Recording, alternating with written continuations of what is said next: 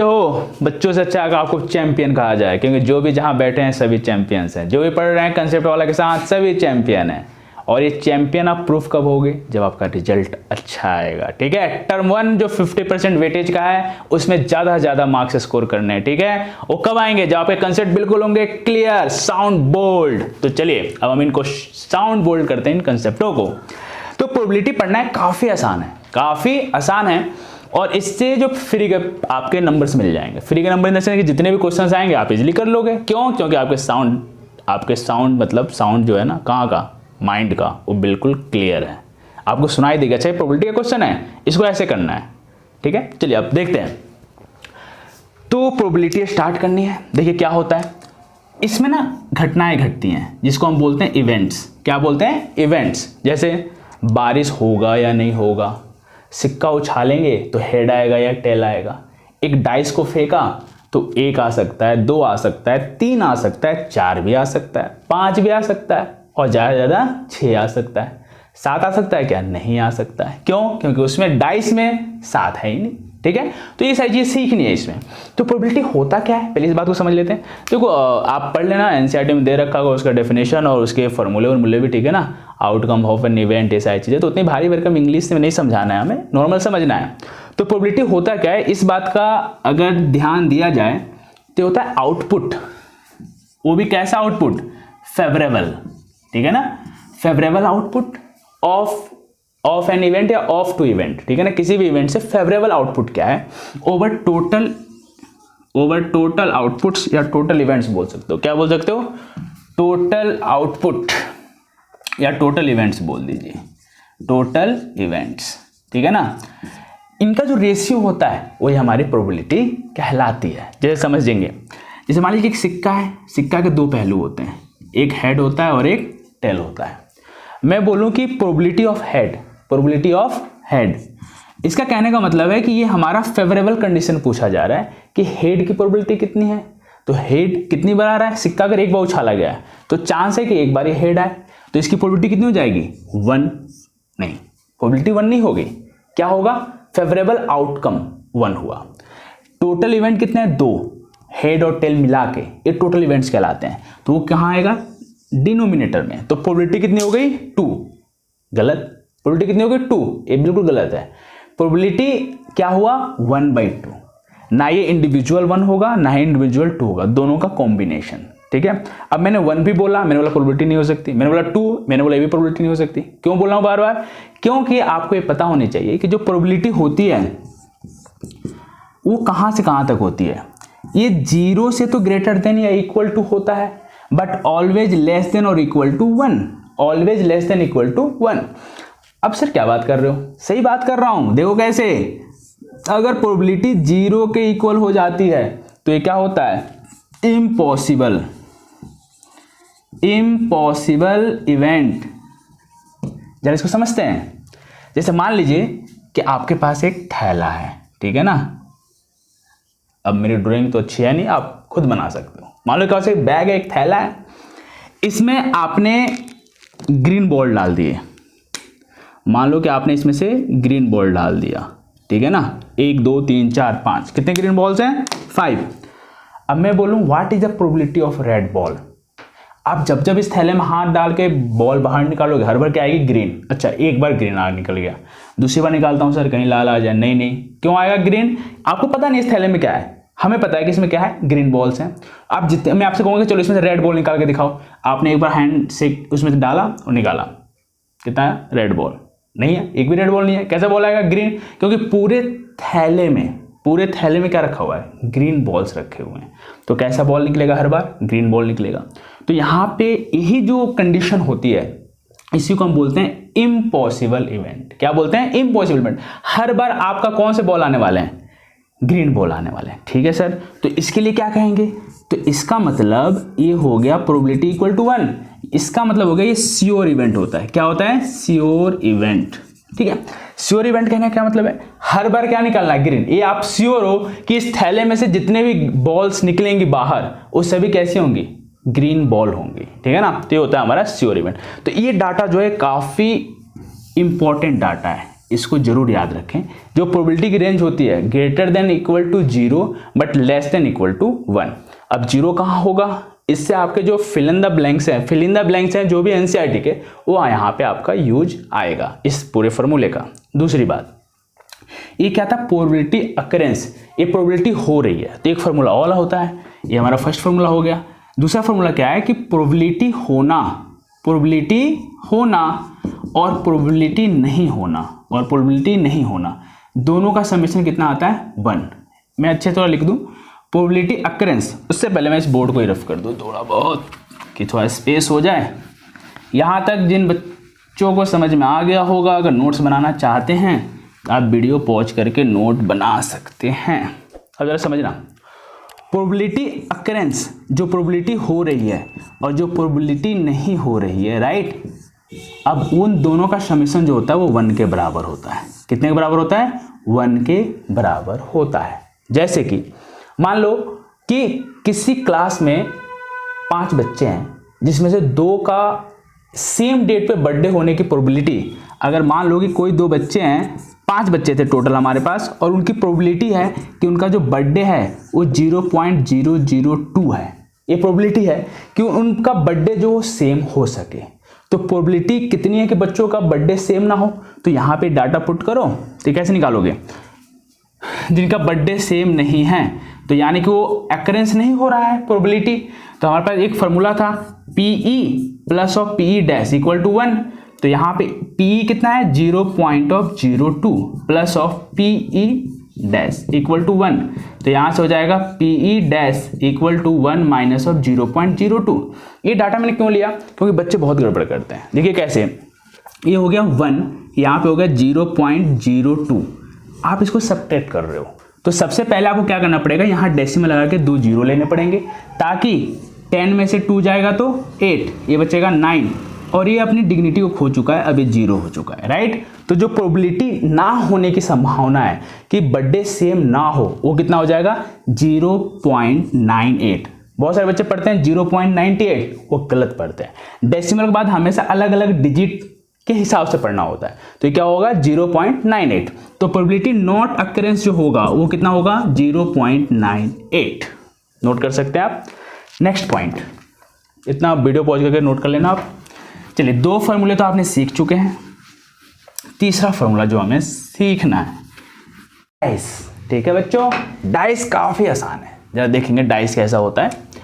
जैसे इस तरह से आपने देखा ही होगा कि डाइस इस तरह से होता क्या है, इस तरह से होता क्या है, इस तरह का ही होता है, ठीक है ना।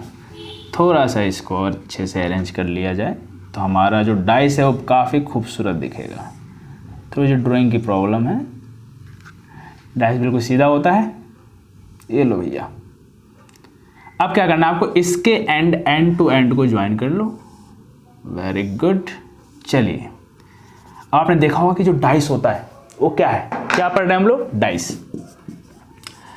तो डाइस में जो ध्यान देना है आपको बहुत ही आसान है। सबसे पहले अगर मान लो इसके टॉप पे 1 है तो इसके नीचे कितने होंगे, 6। कितने होंगे, 6, क्योंकि आपको ऊपर का फेस और नीचे के फेस के जो नंबर इंडिकेट होते हैं दोनों को ऐड करके 7 आता है, ठीक है ना। कितना आता है, 7। 1 + 6 7। अगर यहाँ पे 2 है तो यहाँ पे कितना होगा, 5। कितना होगा, 5। अगर मान लो कि यहाँ पे 4 है तो उधर कितना होगा, 3।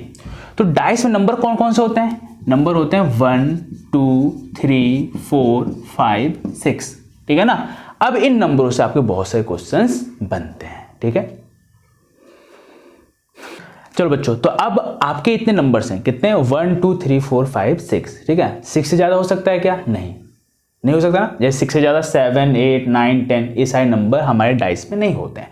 तो आपके क्वेश्चंस कैसे बनेंगे इसमें, बहुत ही आसान है। देखिए, अगर मैं बोलूँ probability of an even numbers, तो इवन नंबर कौन कौन से हैं, 2 4 6, 2 4 6। जिन बच्चों को ये भी नहीं पता कि इवन नंबर क्या होते हैं, तो भैया एग्जाम आपके सर पे है, टर्म 1 आने वाला है, कहाँ फंसे पड़े हो, जोड़ लगाओ, इन सारे नंबर्स को क्लियर करो, ठीक है। ताकि आपके अच्छे से अच्छे रिजल्ट आ सके। तो इवन नंबर क्या होते हैं? वैसे नंबर्स जो हमारे 2 से डिविजिबल होते हैं, वैसे नंबर्स को हम इवन नंबर्स बोलते हैं। जिनको भी नंबर में दिक्कत होती है, कंपोजिट नंबर क्या होता है, प्राइम नंबर क्या होता है, को प्राइम नंबर क्या होता है, परफेक्ट नंबर क्या होता है, ट्विन प्राइम नंबर क्या होता है, तो उन बच्चों को हमारा जो वीडियो है चैप्टर 1 का, उससे आप उससे गो थ्रू हो लेना। जो डाउट है आपके वहाँ पे क्लियर हो जाएंगे। इस क्वेश्चन को समझते हैं। Probability of an even number. तो इवन नंबर कितने हैं? 1 2 3। हमारे फेवरेबल कंडीशंस कितने आ रहे हैं? फेवरेबल आउटकम जो है वो कितने आ रहे हैं? 3। तो हमारा आउटकम हो गया 3। टोटल इवेंट्स कितने हैं? 6। 1 2 3 4 5 6। इनको अब देखो 3 1 जा 3, 3 2 जा 6। तो प्रोबेबिलिटी कितनी हो गई? 1/2। कितना हो गया? 1/2। दूसरा है probability of an odd numbers. Odd number कितने हैं? 1 3 5। ये कितने आ रहे हैं? 3/6। कितना हो जाएगा? 1/2। 3 1 जा 3, 3 2 जा 6। अगर आपसे कोई बोले what is a probability of an composite number, अब बच्चों के तुत्ते उड़ जाएंगे, सर कंपोजिट नंबर क्या होता है? तो तुत्ते नहीं उड़ाने हैं भाई, कंपोजिट नंबर सीखना है। Composite numbers are those numbers which has more than 2 factors. जिसके 2 से ज्यादा फैक्टर हो वैसे नंबर को हम कंपोजिट नंबर कहते हैं। A1 कंपोजिट नंबर नहीं है, 2 कंपोजिट नंबर नहीं है, 3 कंपोजिट नंबर है। क्यों नहीं है कंपोजिट नंबर? क्योंकि इनके पास, जैसे 2 के पास सिर्फ 2 फैक्टर है, 1 एंड नंबर इटसेल्फ। 3 के पास 1 और 3 दो ही फैक्टर्स हैं। 4 के पास कितने फैक्टर है? 1 से डिविजिबल है, 2 से डिविजिबल है, 4 से डिविजिबल है। मोर देन 2 फैक्टर हो गया तो ये कंपोजिट नंबर। 5 के पास भी 1 और 5 इटसेल्फ। 6 के पास भी 2 से ज्यादा फैक्टर्स हैं, जैसे 1 2 3 6। तो ये सभी क्या हो गए? Composite number. तो इनकी प्रोबेबिलिटी कैसे निकालोगे? कितने आ गए? 1 2। तो जो फेवरेबल आउटकम है वो कितने हो गए? 2। टोटल इवेंट्स कितने हो गए? 6। 2 1 जा 2, 2 3 जा 6, 1/3। तो अब जो हमारा है ये मोस्ट इंपॉर्टेंट है। अगर आपने डाइस तो समझ लिया, अब जो मोस्ट इंपॉर्टेंट होता है वो होता है प्लेइंग कार्ड। क्या होता है? Playing cards. इसके कंसेप्ट समझ जाओ, काफी क्वेश्चंस आपके इजीली हो जाएंगे। तो प्लेइंग कार्ड्स होता है, उसमें जो टोटल कार्ड्स होते हैं वो कितने होते हैं? 52। कितने होते हैं? 52। याद रखना कितने कार्ड्स होते हैं? 52। जोकर को हटा के, जोकर को कंसीडर नहीं करना है। 52 कार्ड्स होते हैं प्लेइंग कार्ड्स में। ओके, अब क्या करना है? तो अब ये 4 पार्ट में डिवाइड होता है। 1 part, 2 part, 3 part and 4 part. ये 4 पार्ट हैं।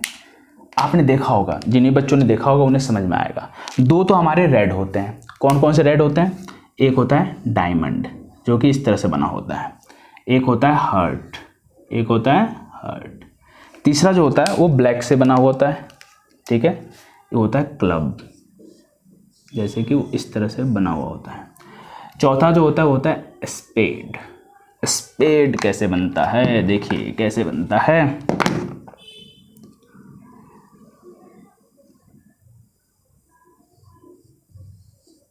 इस तरह का इस तरह से बना हुआ होता है, ठीक है।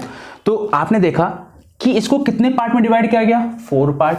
तो बहुत ही आसान है, यानी कि टोटल हमारे पास 52 थे, इसको हमें 4 पार्ट में डिवाइड करना है। तो 4 1 जा 4, रिमाइंडर बचा 1, यहाँ पे आ गया 2, 4 3 जा 12, यानी कि 13 ईच कार्ड बन रहे हैं। 13 ईच कार्ड बन रहे हैं। इनका नेम याद रख लेना, डायमंड, हार्ट, क्लब और स्पेड। इसको लिखवाने की जरूरत नहीं है आपको, क्लास 10th में वो समझ चुके हो। तो यहाँ पे देखेंगे जरा, तो ये कितने कितने बन गए। तो जो हमारा रेड का था इसके पास भी कितने आ गए? 13 कार्ड्स। रेड के लिए जो हार्ट है ये भी 13, क्लब के लिए भी 13 और स्पेड के लिए भी 13, ठीक है। इन सबको ऐड करोगे तो कितने हो जाएंगे? 52। अब जरा समझेंगे, रेड के कितने कार्ड्स हैं टोटल? 26। ब्लैक के कितने हैं? 26। ये भी रेड भी 2 पार्ट में डिवाइडेड है और ब्लैक भी 2 पार्ट में डिवाइडेड है, ठीक है। अब ये 13 पत्ते कौन कौन से होते हैं इस पर विशेष ध्यान देना है। कौन कौन से होते हैं? जैसे ए 1 को, जो 1 होता है वो ए इक्का कहलाता है। फिर 2 3 4 5 6 7 8 9 10, यहाँ तक तो आपने नंबर देखा होगा। 11 12 13, तो 11 पे होता है जे, फिर होता है क्यू, फिर होता है के, ठीक है। तो ये आपके 13 पत्ते हैं, ठीक है, जिसमें इसको हम बोलते हैं एस। क्या बोलते हैं? एस। जे जो होता है इसको हम बोलते हैं जैक। क्यू जो होता है उसको हम बोलते हैं क्वीन, और जो के होता है उसको हम बोलते हैं किंग। अब विशेष बात तो ध्यान देना है आपको। आपने ये तो समझ लिया कि टोटल जो कार्ड होते हैं 52 होते हैं, इसको 4 पार्ट में डिवाइड करते हैं और हर पार्ट ए से लेकर 13 तक आपको लिखा हुआ है। ये यहाँ से लेकर 10 तक हो गया, 11 12 13 की वैल्यू हो जाती है, ओके।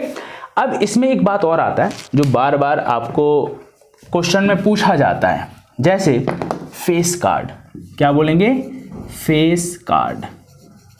तो आप बिल्कुल विशेष ध्यान रखें, हमारे पास 3 ही फेस कार्ड हैं, जे, क्यू और के। कितने हैं? जे, क्यू और के, 3 फेस कार्ड। अब अगर पूछा जाए कि total face cards in playing cards तो कितने हो जाएंगे? देखो इसके पास कितने हो जाएंगे? 3। जे, क्यू के इसके पास भी होगा, इसके पास भी होगा, इसके पास भी होगा, इसके पास भी होगा। तो इसके फेस कार्ड कितने हैं? 3। इसके कितने हैं? 3। कितने हो गए? 6, 3, 9 और 3, 12। तो टोटल प्लेइंग कार्ड्स में फेस कार्ड कितने होते हैं? 12। ठीक है।